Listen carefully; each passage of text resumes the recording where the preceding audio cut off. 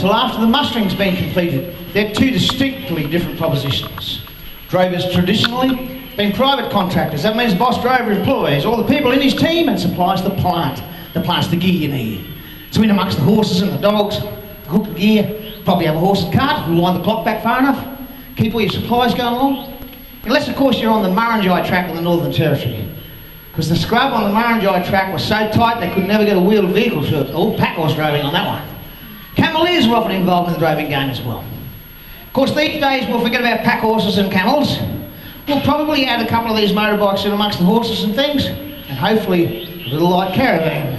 So your kitchen's up out of the dirt. I'm too young for the pack horse driving, and too old for the light caravan. I did my driving in the meaty part of the curve where you lay on the ground a lot. Anyway, I digress. We put big numbers on the ground out here, and we've got no use for them whatsoever. We don't have industry other than putting big numbers on the ground out here, and no one lives here.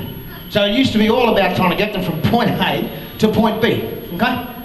So you had to walk them to get them to the nearest port or railhead, road, population centre. These days, of course, 99 times out of 100 when I see someone driving on the side of the road, and I mean droving, I don't mean just spending a couple of days walking in between properties, nothing to do with getting from point A to point B. It's about eating the grass that's on the stock creek. We call that the long paddock, okay? Here's the situation, it's got awful dry at home. Lightened off best we can. Can't find any adjustment, and loath to lose those core breeders. So you say to the missus, what do you reckon, honey? We might just roll the dice, whack them on the road for 4 months or something, and hopefully we'll strike a storm and we can bring them home again.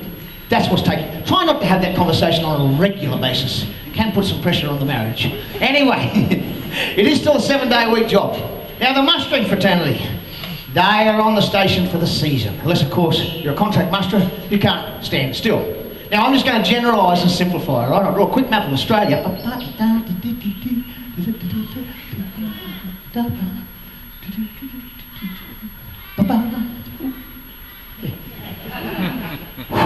They don't like it if you leave it off. Oh, they don't. It's like going up to a Canadian and saying, what part of America are you from? Is there Tasmanians here? Oh, there is here and here. Oh, I got it. Don't you? I didn't forget. But I'll tell you what we'll do for you to make up for those few times when people have forgotten. Today, it's the same size as Queensland, okay? There you go. You good with that? This is the Australian Stockmen's Hall of Fame. You're every much as part of it as we are here. Okay, let's draw a line straight through the middle. And from there south, I'm just generalising now, okay? But from there south, if you're going to go mustering, this is how it works. You set the alarm nice and early, have a coffee, kick the kelpie, fire up the Yamaha or throw your horse in the float. You go out to the back of the back paddock and you start mustering back towards the homestead where you'll process your stock, draft them up. Pretty simple, isn't it? But you don't have to go very much further north from where you're sitting right now, and the country gets way too big for that. They're no longer dealing in thousands of acres or tens of thousands of acres or hundreds of thousands of acres. It's millions of acres of property. It's hard to get your mind around it, but trust me, you get on that motorbike at 5 o'clock in the morning, you ride as hard as you like, and you'll simply run it out of fuel before you've arrived at the back paddock, let alone the back of it. That's how big it is. I remember rocking into a place called Gallipoli. It's up near Camberwell. I was working up there for a couple of seasons. I said to the manager, this is a fairly substantial station. He said, well, technically it's an outstation of Alexandria. I know. It was a massive in itself, but it was actually an outstation of an even bigger place. And it still needed further satellites, and they were called stock camps. So if you're talking to someone that spent time in a stock camp, they were working on a property that was so large, it was not feasible to get out of bed in the morning and get to the back of the back paddock and get anything done. In a stock camp, you won't have much infrastructure, probably only be working around that neck of the woods for 2 or 3 weeks, twice a year. You're lucky you've got a little hut like that with a cookhouse in it or something just to keep your supplies out of the elements. I've got an offsider in there who might, come here quicker, come on. Now, Henry's one of my offsiders. He's a border collie, and people go on and on about how smart they are, but trust me, they can't cook. He can't cook. I don't know why he even tries. Now, border collies, they've got a natural heading instinct, but I mean, if you send them around a mob of sheep or cattle, they tend to want to go to the head of the mob and bring it back. So let's see how he goes. Get me a cow, There you go, quickly. You're not going anywhere. You're sitting down, you're just a puppy. Now, I don't know whether we'll see that border collie again. He might have gone the same way as the horse. Oh no, here he is. He's back. He's good. He's right. Over here, Henry. Henry. Quick. Gotta show you the... Come on. Good boy. Bring him over here. Good dog. Good boy. Come on, Henry. Alright. Now Henry's 2.5 years old. He's the first border collie I've ever had, actually. I've had, I don't know, 35 Kelpies or something. I was trying to work it out the other day. Still got a few. But I haven't had border collies before. I've sort of done all the work probably from the New South Wales border through to the Gulf. Now he's 2.5 now, but when I got him, quickly over here mate, when I got him he was only 6 weeks old. He's just like a big ball of fur. And I got him sitting on the floor. I got a friend of mine, Bruce Spence, come over. And I said, hey Bruce, I've got something I want to show you. I said, hey, have a look at that. And he went, oh Christ, what's that?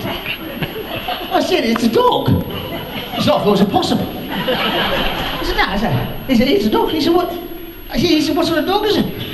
I said, it's a, don't lose him, we've already lost a horse. Hey, come here. We're good. Oh, help. Let's go. You got him?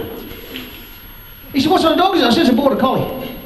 He said, a border collie? What's with the border collie hawks? He says, you've always been a Kelpie man, you've had success with them, strengths them. I said, well, yeah, I've moved up into Longreach. I thought I'd have a crack at a border collie. What do you think? And he said, well, what else is in him? I said, nothing, he's purebred. I paid a lot of money for him. And he said, that needle-nosed, hairy, hippie-looking thing. No way. Dad used to have border collies. They're either black and white or they're red and white, and their hair's more like about that long. He's got some other stuff in him. I went, oh, that's not good. He said, no, they saw you coming. So I did some, please don't lose him. We need him for the next bit, so you just wait there. Here, you can have him. Just sit there. Sit. Now, so I did some research, ladies and gentlemen, and this is what I've learnt. Border collies were not actually defined as a breed until as recently as 1915. That's not long ago, is it? Because of that, I mean, lots of other types of collies predate them, but not the border collie. Because of that, every single purebred border collie has a DNA link to a single sire. That's really unusual in dog breeding, but it's the case with the border collie. And that single sire's name was Old Hemp. Old Hemp put over 200 puppies on the ground. They were bringing in bitches from all over. Old Hemp was on a good thing. Old Hemp was a tricolour. He had all 3 colours on him like that. And Old Hemp was doing his work right on the border between England and Scotland.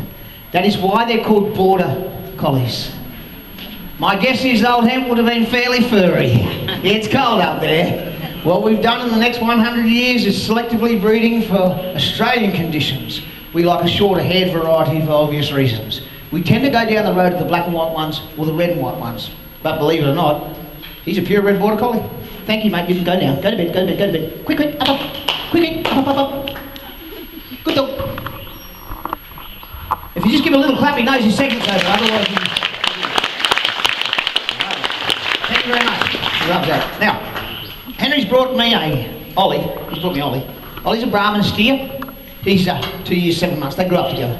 He's not a purebred Brahman. He's got a little splash of Charolais, just showing him probably the length of his coat, depth of his bone. He's got a damn sight more Brahman than anything else that he'll do for what we're going to talk about today. But you know, Brahman cattle, they're new kids on the block. You didn't import them into Australia until 70 years ago. Trust me, our beef industry is a lot older than that. In fact, there were cattle when the first fleet arrived. That's a bit too much. There was 6 zebu cattle. There was a bull and 4 cows and the bull calf. They would have been looking pretty shabby because the zebu cattle are not the most attractive in the best of times, but 6 months on a boat wouldn't have improved them. God, it was a bit too cut. Can we wait till after the show? But that's all they had. So the governor took a couple of convicts to one side and he said, now you're in charge of these cattle. Don't lose them. They're the only cattle on the whole continent, okay? There's nothing else here. So don't lose them. And those convicts would have responded something like this. Why, yeah, won't lose them. Nah. Well, they'd just arrived, see, they hadn't developed an Australian accent yet. I'm trying to paint a picture here. And then they lost them. Yep, they weren't Stockmen. Probably just stole a loaf of bread or something. You can get over here so easy back there. Anyway, so they figure we won't be seeing these cattle again, they'll be gone.